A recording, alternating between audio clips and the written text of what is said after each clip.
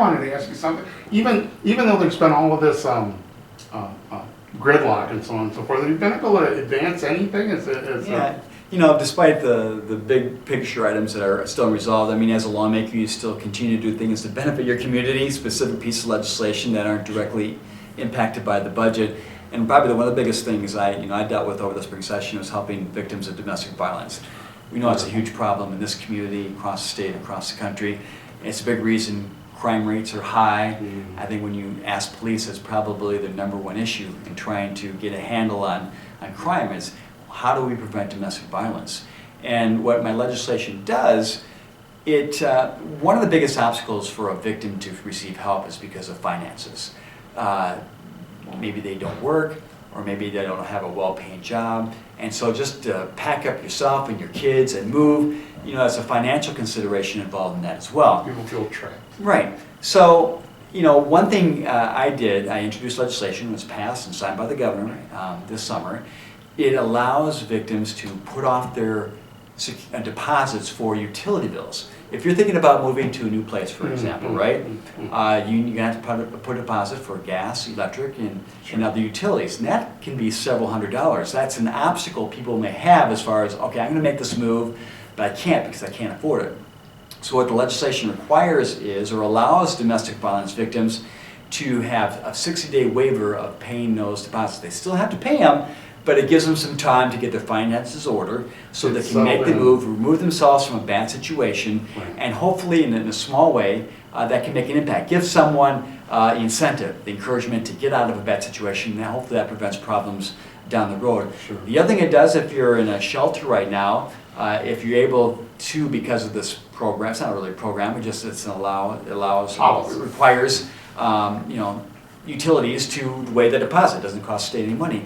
But if you're able to move out of a shelter to renting a place, that opens up more beds in a shelter and allows more victims to move in there. So in a way, I think it's one piece of the puzzle and try to resolve a very, very important problem. So yeah, legislation continues, things continue to be worked on. Is getting done. The governor did pass the education budget, the one piece of legislation he did sign.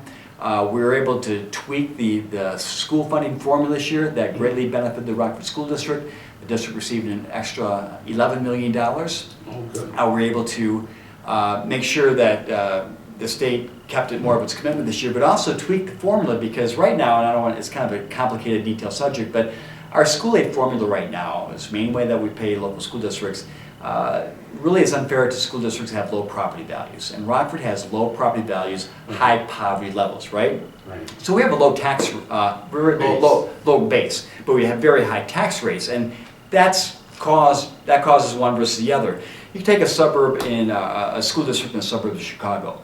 They have great property values, but their tax rates are very low. Because you don't have to tax at a very high percent if you're taxing a $300,000 house. So then you generate it's with a higher tax rate. But Rockford, with low and even more declining property values, the tax rate goes up to try to recoup the money we can't get from our low values. And as you know, your property tax bill, 50% of it goes to school districts. Right.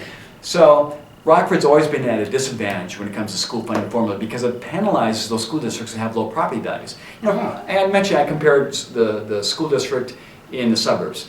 They spend maybe $20,000 per student. Rockford spends maybe $11,000, $12,000 per student. Oh my God. God. But our tax rate is 3 or 4 times higher than a suburban tax rate. Isn't that crazy? It is crazy. The wealth is there, but our tax rate, which is is very high in this community.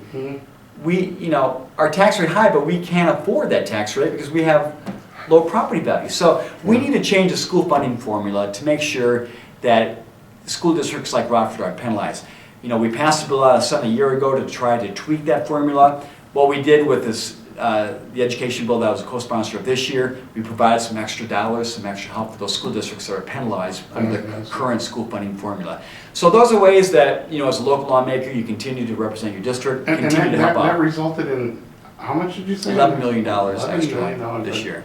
And That so is a wonderful thing. that makes sure, programs are there, teachers aren't cut, but it helps keep the pressure off and increasing the tax rate, so everybody benefits. So that's right. I think that was an important accomplishment despite the lack of a budget agreement.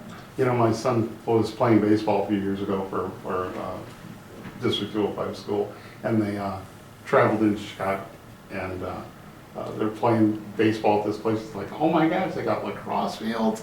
These guys got, you know, he's like, oh man, you know.